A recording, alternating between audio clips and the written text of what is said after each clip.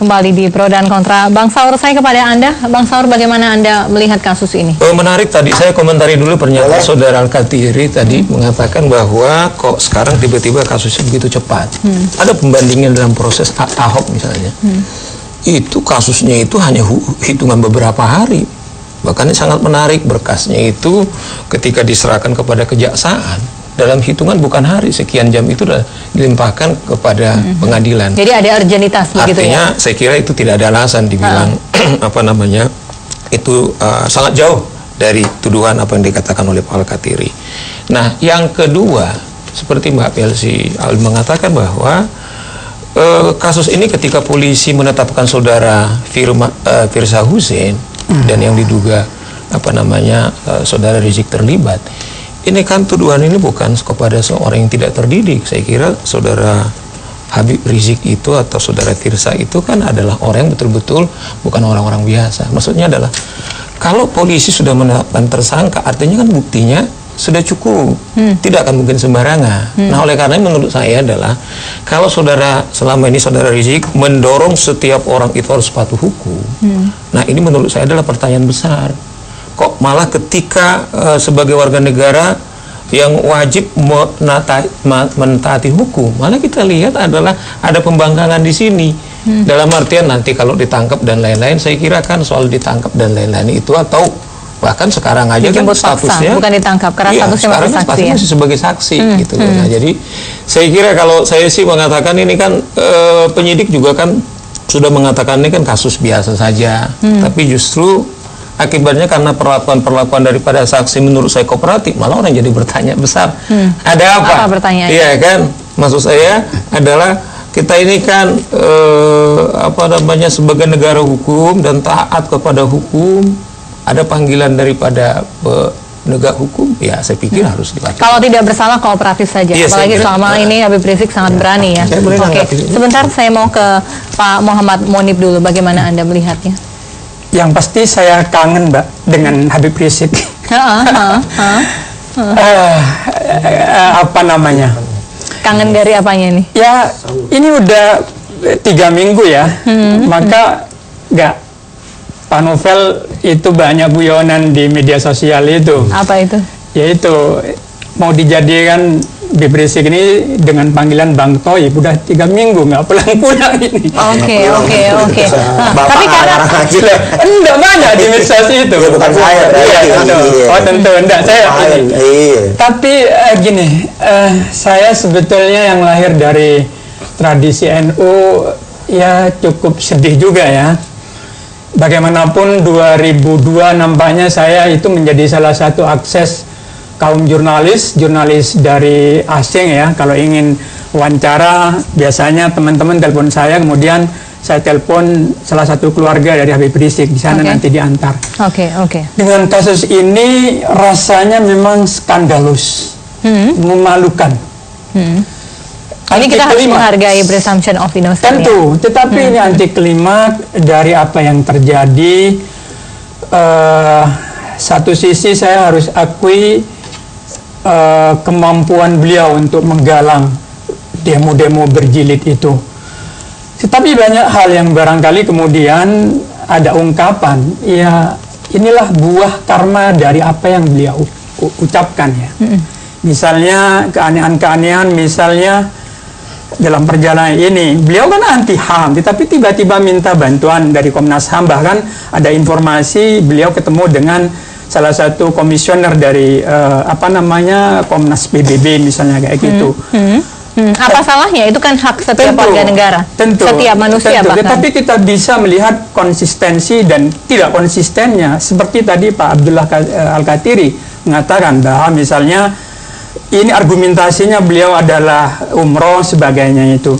Tetapi kan kita ruang publik, ya tentu kita tidak bisa menafikan kesan, citra, omongan, opini misalnya. Apa kesannya ketika kemudian dipanggil beberapa kali terus kemudian tidak muncul? Yang muncul di permukaan kesannya seperti apa? Yang muncul di media sosial? Tidak seperti yang beliau selama ini. Jadi apa kesannya? Kesannya bukan tipe orang yang bisa diteladani oleh umatnya, karena beliau itu orang yang sangat luar biasa bila mana pidato, tetapi kemudian berhadapan dengan hal yang seharusnya hadapi saja.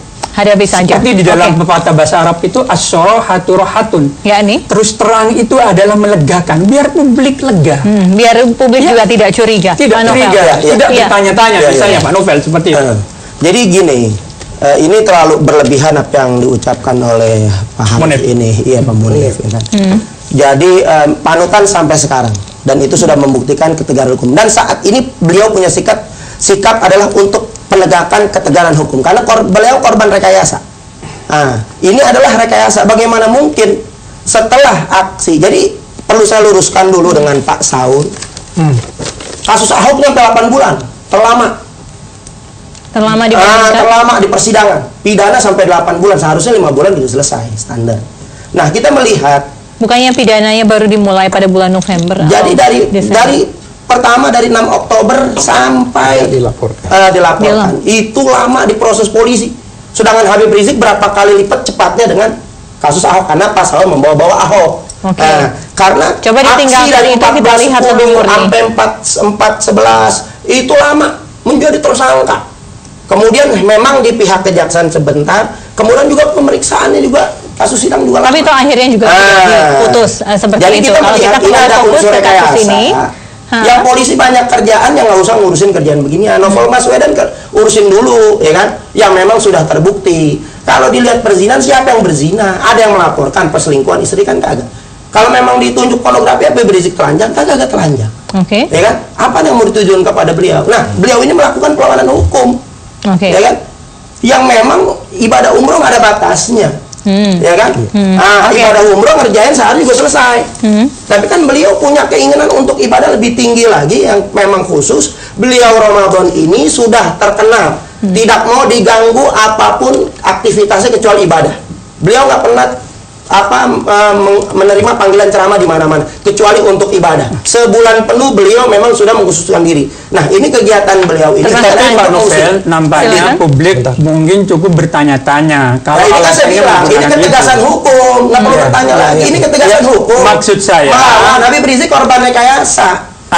Sebelum itu rekayasa. Saya masuk penjara rekayasa. Itu bisa dibuktikan. Nah, ini untuk perlawanan. Kalau kami inginnya bahwa ini bisa hadapi saja. Pertama adalah demi kehormatan beliau, menurut saya. Beliau nggak mau bermain-main, yaitu ketika ini permainan yang licik dan picik ini nggak mau. Karena ini rekayasa. Anda menuduh polisi picik dan licik? Iya, karena memang mereka. Anda menuduh demikian, Pak Novel? Kita melihat. Jadi kita melihat ketika 14.10 itu Habib Rizik sudah umumkan di mana-mana bahwa handphone ini sudah di-cloning. Isi daripada SMS itu dibikin-bikin. Udah kemana-mana. Udah kemana-mana. Artinya udah lepas tanggung jawab, dilepas, ditutup handphonenya. Nah, tinggal sekarang harus fokus kepada tadi undang-undang yang tadi saya bilang, apa yang tadi disebutkan. Fokus dulu siapa yang produksinya itu. Kemudian siapa yang kontribusinya itu. Tangkap dulu yang bikin. Siapa dulu yang, karena handphone itu bagian dari perdebatan juga ya. Sebentar. Iya. Ini kan masalah hukum ya istilahnya. Iya. Oleh sebab itu begini, saya tanggapi dulu Bang Saur tadi katakan, yang saya maksud itu bukan proses hukumnya, proses panggilannya. Kalau sudah diberitahu umroh, itu tidak ada. Itu case close, Pak. Case close ya, Pak. Kita bicara soal konten. Saya harus meluruskan. Bukan masalahnya. Singkat saja. Mari kita bicara ke konten saja. Kita kembali ke undang-undangnya sendiri. Undang-undang pornografi. Yaitu nomor 44 tahun 2008. Itu kalau boleh kita katakan bahwa undang-undang ini cacat sejak lahir. Karena protes di mana-mana itu. Contohnya ya, salah satunya masyarakat Bali waktu itu. Mereka melawan, bahkan gubernur yang Kediri akan membawa ke Mahkamah Konstitusi itu. Iya, tapi secara faktual itu adalah aturan hukum positif kita yang mau tidak mau malah mengancam memisahkan diri dari NKRI. Hanya gara-gara undang-undang. Ini dampaknya luar biasa. Tapi kalau kita masuk ke pasalnya, ya kan, pasal ini jelas kalau di pasal 41 ini yang memproduksi, membuat, memperbanyak dan sebagainya ini Habib Rizik tidak melakukan itu. Diproses itu dulu, selesai dulu. Yang memproduksi kerja dan lain sebagainya. Memang saat ini fenomena fenomena Ahok ini memang semuanya sudah tidak normal. Hampir semua yang dilaporkan itu pasalnya tidak tepat. Jadi kriminalisasi. Kasus dari awal. Oke. Ini fakta. Oke, ya, baiklah. Silakan bicara soal undang-undang pornografinya. Kalau selain yang memproduksi, apakah orang per orang ketika melakukan interaksi itu juga bisa terjerat pasal di undang-undang pornografi? Ya, satu sebelum ke sana, saya pikir sudah semakin terang benderang pernyataan saudara Novel ini bahwa saudara Rizik itu melakukan perlawanan. Ini kan tindakan yang sangat serius karena negara memberikan wewenang mandat bahwa penyidik atau kepolisian lah yang menentukan seorang tersangka atau tidak tersangka.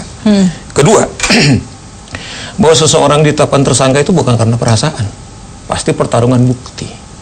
Artinya adalah kalau teman-teman ini, saya nggak tahu, bukan kuasa hukumnya, kalaupun ada keberatan soal proses penyidikan yang dilakukan oleh polisi, termasuk katakanlah menetapkan seorang tersangka, kan ada mekanisme hukumnya. Bahkan saya dengar, kalau tidak salah, kalau nggak salah, saya dengar tadi di salah satu televisi mereka akan melakukan pra-peradilan. Menurut saya, proses ini yang kita lakukan, bukan malah menuduh-nuduh penyidik, menghina kepolisian, kemudian mengatakan suatu perlawanan. Menurut saya, sebagai warga negara yang mengerti hukum, kalau dia melakukan perlawanan, dia datang. Yang kedua, sebelum Al-Katiri, Mbak Pelsi, soal tadi Al-Katiri mengatakan bahwa ada protes dan lain-lain, yes. Tapi kan ini menjadi undang-undang positif, artinya berlaku. Tahu nggak moral tujuan daripada undang-undang ini? Tujuan daripada undang-undang ini disebut spesifik loh, Mbak Pelsi. Bagaimana? Singkat saja sebelum kita break. Pertama adalah bagaimana tujuannya itu disebut sangat spesifik. Undang-undang ini bertujuan mewujudkan dan memelihara tatanan kehidupan masyarakat yang beretika, berkepribadian luhur, menjunjung tinggi dan nilai-nilai ketuhanan yang Maha Esa, serta menghormati harkat dan martabat manusia. B. Menghormati, melindungi, melestarikan nilai seni, budaya, adat istiadat, ritual keagamaan masyarakat Indonesia. Artinya adalah ada yang serius. Pasal ini tujuannya adalah untuk memuliakan Tuhan dan menjaga martabat etika kita. Yang dilawan daripada dan apakah yang memproduksi juga bisa dikenakan, sementara pelaku pun juga harus dikenakan. Saya akan bertanya pada beliau. Habib Rizik ini saksi loh. Iya kan? Masih saksi sebenarnya. Dan panggilan ini kan sesuai dengan ketentuan saksi. Dan faktanya jika dia diberitahu bahwa dia umroh, seharusnya ditunggu sampai beliau datang. Seperti orang sakit kan. Kalau dia sudah diberitahu sakit 3 hari masih diberikan surat dan sebagainya. Menurut kami, kenapa kok panggilan ini beruntun? Ini supaya proses bisa membawa paksa. Hanya itu tujuannya ke situ.